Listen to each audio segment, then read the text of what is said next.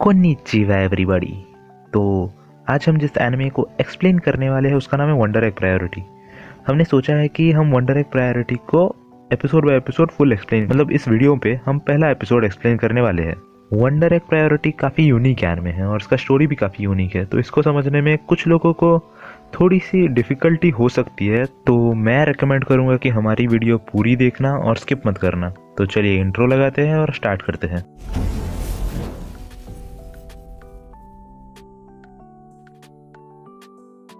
तो episode start होने के पहले सीन में ही हम लोग देखते हैं कि एक क्यूट सी लड़की रास्ते में बैठी हुई है जो हमारी मेन प्रोटैगनिस्ट भी है, जिसका नाम है आए। और आप लोग चाहे तो उसको ओटो भी बुला सकते हो क्योंकि लोग ओटो बुलाते हैं उसको।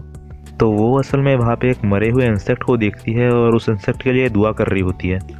पर अचानक वो इंसेक्ट जाग जाता है और वो आई से बातें करने लग जाता है। तो आए ये सोच रही है कि ये एक सपना है ना।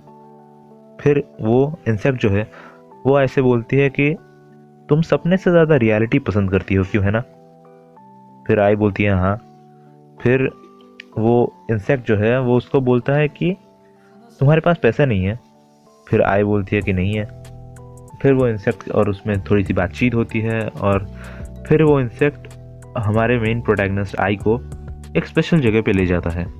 तो उस स्पेशल जगह पे जाने के बाद ही अचानक से हमें आई का रूम दिखाया जाता है। और गाइस यहाँ पे अचानक से क्या हो गया ये आप लोग अभी नहीं समझेंगे क्योंकि हमने भी नहीं समझा था। इस वीडियो के एंड तक जाते जाते आप लोग समझ जाएंगे।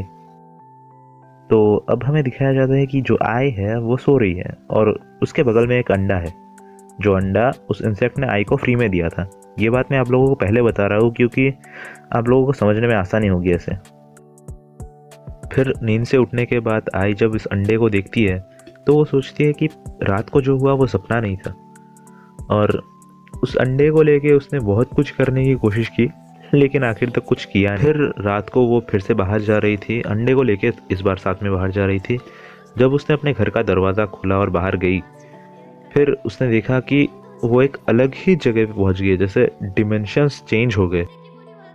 फिर आए देखती है कि वो अपने स्कूल में है और उसके सामने दो लड़कियां बैठ के कुछ लिख रही है। वो लिख रही है मर जाओ मर जाओ, वो ऐसा लिख रही है।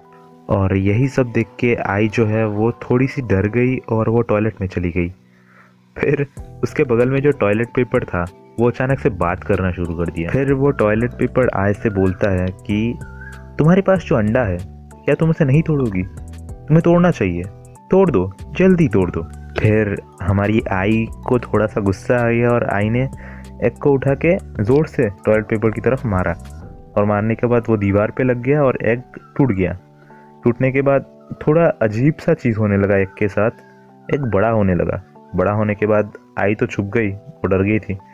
किसी को भी डरना चाहिए वैसे भी, यहाँ पे एग बड़ा हो रहा है। फिर उस एग से एक क्यूट सी लड़की निकली। उस एग से जो लड़की एग से निकली है हम उसको उरुमी बुलाएंगे, उसका नाम है उरुमी। फिर उरुमी के निकलने के बाद ही अचानक एक और स्टूडेंट आती है जिसका मुंह ब्लर होता है और उसके साथ छोटे छोटे कुछ राक्षस जैसी चीज़ें आती है हथियारों के साथ। वो सब लोग पागलों की तरह उरुमी को मारने आ रहे थे। फिर आए और कुरुमी भागने लगे क्योंकि उनको मारने के लिए उनके पीछे वो ब्लर फेस वाली लड़की और वो छोटे छोटे राक्षस आ रहे थे। उनसे भागते हुए ही उनको काफ़ी सारी चोटें लगी। फिर कुरुमी ने अचानक एक एग्जिट दरवाज़ा देखा, वहाँ से भाग के वो एक सेफ जगह पे पहुँच गए और वहीं पे कुछ देर उन्होंने रेस्ट किया। फिर कुरुमी आय को बोलती है कि ये तुम्हारे लिए एक सपना होगा लेकिन मेरे लिए रियलिटी है, इसलिए तुम्हारे जो घाव है जो उस राक्षसों ने दिया है तुम्हें वो सब भर गए हैं। देखो तुम हील हो गई हो लेकिन मेरे घाव है अभी भी। फिर वो लोग एक साथ बैठते हैं और कुछ देर बातें करते हैं और काफ़ी अच्छे दोस्तों की तरह बन जाते हैं। जैसे वो लोग ऐसी बातें कर रहे हैं जैसे बॉयफ्रेंड्स हो गए और फिर काफ़ी सारे अलग अलग चीज़ें जो लड़कियां बात करती है। फिर अचानक से वो मॉन्स्टर्स फिर से आ गए हैं कुरुमी को मारने के लिए। इस बार कुरुमी अकेले चली जाती है भाग के क्योंकि आय जाना नहीं चाहती थी, वो डर रही थी।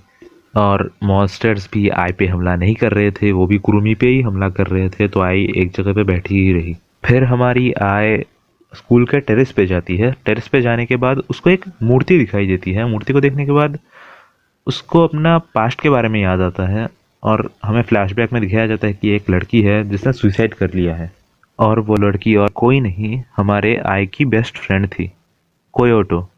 फिर हमें फ्लैशबैक में कुछ और सीन्स दिखाए जाते हैं कोयोटो और हमारे आई के बीच में, जब कोयोटो पहली बार स्कूल में आई थी, ऐसे सीन्स।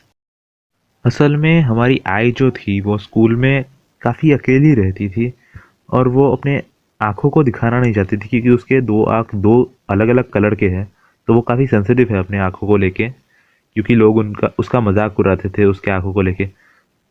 हालांकि वो दिखने में काफ़ी अच्छी थी, वो दोनों आँखों के साथ काफ़ी अच्छी दिखती थी, क्यूट दिखती थी, लेकिन फिर भी लोग उसका मजाक उड़ाते थे, तो वो अपने आँखों को दिखाती नहीं थी, बालों से ढक के रखती थी। फिर जो कोयोटो है, नई लड़की जो स्कूल में आई थी, वो अचानक से ऑटो के पास, मतलब आई के पास आती है। आई के पास आने के बाद उसके साथ बातें करती है और उसको बोलती है कि तुम्हारी आंखें काफ़ी खूबसूरत है, ऐसी चीज़ें, और बोलते हैं कि हम दोस्त बन सकते हैं ना। फिर आए थोड़ी सी सेंसिटिव है अपने आंखों के बारे में, उसको लग रहा था कि हम ये नई लड़की भी उसका मजाक उड़ाएगी, इसलिए वो अपना अम्ब्रेला, अपनी चीज़ें, सब कुछ छोड़ के डर के भाग जाती है वहाँ से और घर चली जाती है। फिर जो नई लड़की है कोयोटो, वो अम्ब्रेला और बैकपैक लेके, आई के अम्ब्रेला और बैकपैक लेके आई के घर जाती है। उसके पीछे पीछे जाने के बाद वो अम्ब्रेला रख के और बैकपैक रख आई के रूम में जाके आई के साथ थोड़ी बातचीत करती है, और आई उसको बताती है कि उसके जो आंखों के दो अलग अलग कलर है वो एक डिजीज़ है, हेटेरोक्रोमिया नाम का। जिन लोगों के आई के दो कलर अलग अलग होते हैं उनको हेटेरोक्रोमिया डिजीज़ होता है। और ये सब सुनने के बाद कोयोटो आय से बोलती है कि इससे कोई फ़र्क नहीं पड़ता, तुम दिखने में काफ़ी खूबसूरत ही हो, और क्या हम लोग दोस्त बन सकते हैं, बेस्ट फ्रेंड बन जाते हैं चलो। तो ये सब सुनने के बाद आई भी काफ़ी काफ़ी खुश होती है, और इसके बाद हमें प्रेजेंट में दिखाया जाता है। और प्रेजेंट में ये दिखाया जाता है कि वो उस स्टैचू के साथ बैठी है, आई उस स्टैचू के साथ बैठी है, और वो स्टैचू उसकी जो दोस्त थी कोयोटो, वो कोयोटो की ही स्टैचू थी। और फिर वो टेरेस से नीचे देखती है कि नीचे कुरुमी है, अभी भी उन राक्षसों से भाग रही थी, राक्षस और वो लड़की जो थी ब्लर ब्लर फेस वाली, वो भी कुरुमी को मारने के लिए जा रहे थे। ये सब देखने के बाद हमारी जो मेन कैरेक्टर आए है, उसको थोड़ा सा गुस्सा आ जाता है, और वो एक पेन निकालता है। पेन निकालने के बाद वो जो विलन लड़की थी जिसका मुंह ब्लर था, उसको मारने के लिए निकल जाती है, और अचानक से वो पेन पेन नहीं रहता, कुछ और ही बन जाता है, और वो उस विलन लड़की को मार देता है।